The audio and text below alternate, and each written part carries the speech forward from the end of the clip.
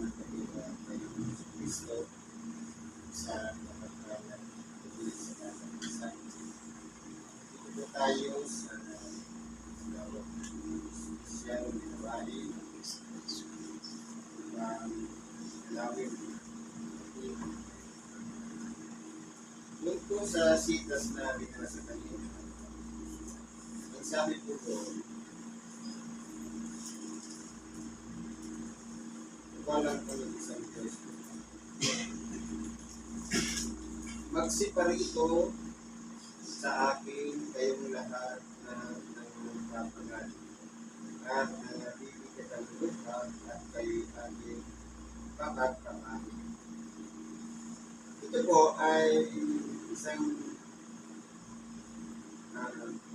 versikulo na kung saan nag-aanyaya po ang ating ng Panginoon na lumapit sa Kanya. Sino-sino po yung mga inaanyayahan niya? Walang iba yung mga nangangapagal. Sa paano parang po ba tayo nangangapagal? Una, doon sa pamumuhay natin bilang isang tao, alam natin na ating katawang laman ay marupok, mahina, kumbaga makabayaan lang ng punti, nagkakaroon na ng karamdaman. Ngayon po, para maibsan ang ating pagpapagal, meron pong kanyayang ating dakilang Panginoon na kung saan ang hinahanap natin dapat masumpungan natin. Sapagkat tunay nga po na nabubuhay tayo dito sa ibabaw ng sanlibutan, dalawang bagay lang ang nilalakaran ng tao. Yung lakad dito sa ibabaw ng sanlibutan at yung lakad na kung saan tayo nagpapasabot sa Diyos. Sa katuwid, yung tinatawag na material at spiritual na pamumuhay. Sabi nga, hindi lamang sa tinapay na bubuhay ang tao, kundi sa bawat salita ng lumalabas sa bibig ng Diyos. Ibig sabihin, ang tao, mayroong dalawang obligasyon. Ang kain, tinapay, ang material, kailangan ng ating katawang laman, pagkain spiritual na kailangan naman ng ating nag-iisang kaluluwa. Kaya po, sa bandang nakakaligtaan natin yung pagkain material. Dahil marupok ang ating katawan, nagkakaroon tayo ng katawan. Ganon din po yung pagkain spiritual na kung saan kukulang din ang ating pananalig sa Diyos at pananampalataya. Ito naman yung pagkakataon na nagkakasala tayo na yung tinatawag na spiritual na kasalanan dahil sa hindi natin pagsunod sa kalikutan ng Diyos. Kaya po, ang kanyaya ng ating dakilang Panginoon, kayong lahat na nangapapagal. Ibig sabihin, lahat tayo, hindi isa lang, hindi dalawa lang, hindi lahat tayo ay inaanyayahan ng ating dakilang Panginoon. At nangabibigat ang lupa. Ibig sabihin, yung mga pasalin natin sa pang-araw-araw na pamumuhay. Problema man yan, karamdaman, kahirapan, pagkurusa, kabig-hatian, at kung ano-ano pa. Yan po yung mga kabigatan na bigpit natin araw-araw. Kaya po, nag-aanyaya ang ating dakilang Panginoon. Para sa ganon, yung ating sarili hindi dapat nakapokus sa mga problema. Kundi, hanapin natin muna yung Diyos. Sabi nga, katapwat, hanapin muna ninyo ang kanyang at ang kanyang katwiran at ang lahat ng bagay ay pawang ilaran ng siya. Ibig sabihin, yung mga hindi maabot ng ating pag-iisip, kapag hindi natin kasama si Kristo, hindi natin kasama ang Diyos, hindi po talaga yan masusunod natin. Pero kapag nariyan siya, nasusunod natin ang Diyos at ang katwiran, lahat ng ating mga pangailangan ay parang puros na lang. Kaya po, para hindi tayo mabigatan, sabi nga, bitbit natin yung kabigatan na yan, ibaga natin. Kumbaga, i-relax natin ang ating isip, puso, pagluwa, kung saan makipag-isa tayo sa Diyos. Tanungin natin siya, ano ba ang presensya ng Diyos sa buhay natin? At ano ba tayo sa Kanya? Dahil yun lang po siguro ang kulang kung kaya hindi natin masusumpahan yung kapahingahan ng ating mga. Dahil nakapokus tayo sa mga katiwala. Ngayon po, meron pa akong isang babasahin dito. Sabi po sa Lucas 18, versikulo ay 1 hanggang sa 8. At sinalita niya sa kanilang isang talinaga na sila ay dapat magsipanalangin lagi at huwag manganglupay-pay.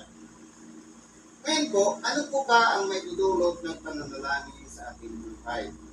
Ang pananalangin po ay isang pamamaraan na kung saan anuman ang ating mga hinaing, pangangailangan, o mga nais nating mangyari sa ating buhay, idinadaan natin sa dalangin. Ito lang yung pamamaraan ng tao para makakunik sa Diyos. At ito naman ibang milyo, ito naman yung pamamaraan para ang Diyos naman ay makakunik sa atin sa pamamagitan ng kanyang aral na pinabasa at pinapaliwanag na ito ay napapakinggan ng ating tainga. Kumbaga, mula sa spiritual na kalagayan na mamaterialize po yan sa ating pang-araw-araw na pamumuhay, yan po ay ina-apply natin sa ating pang-araw-araw na pamumuhay. Kaya po, ang sabi ng ating dakilang Panginoon, huwag manganglupay-pay. Ibig sabihin sa pananalangin, huwag tayong mapapagod. Palagi nating iisipin sa lahat ng oras ng ating ginagawa, kailangan natin ng Diyos. Okay, anong sabi dito? Na sinasabi, na isang hukom, isang bayan, na hindi natatakot sa Diyos. At walang taon pinagpipinaganan. At sa bayang iyon ay may isang bahay-bao at siya'y naparoong madalas sa kanya na sinasabi, iganti mo ako sa aking kaalip. At may ilang panahon na siya'y tumatanggil. Yatagpat pagkatapos ay sinabi sa kanyang sarili, Kagamaan di ako natatakot sa Diyos at di nagpipitagan sa tao. Gayon man, sapagkat nililigalig ako ng baong ito, ay igaganti ko siya. Bakit niya ako bababagin sa kapaparito? At sinabi ng Panginoon, pakinggan ninyo ang sinabi ng likong hukom. At hindi baga, igaganti ng Diyos ang kanyang mga hirang na sumisigaw sa kanya ng araw at gabi. At siya ay may pagpapahinuhog sa kanila. Sinasabi ko sa inyo na sila'y madaling igaganti niya, gayon may pagparito ng anak ng tao, makakasumpong baga siya ng pananampalataya sa lupa.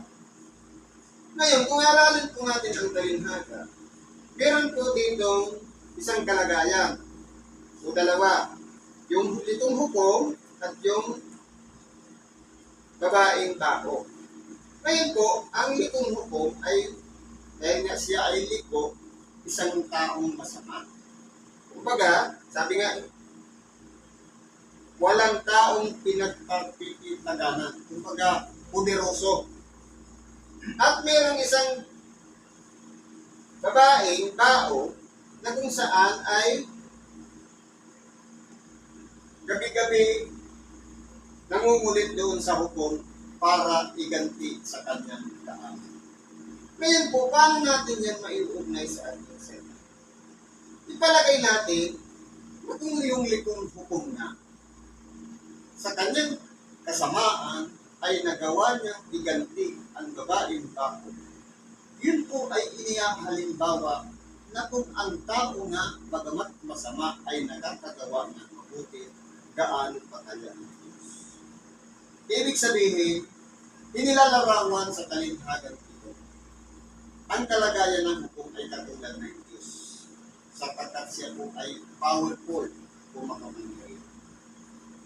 At yung kapaparito ng babaeng tao, yan po yung tinatawag na pamumulit, yan po ay ginagawa natin sa pamamagitan ng pananalangin.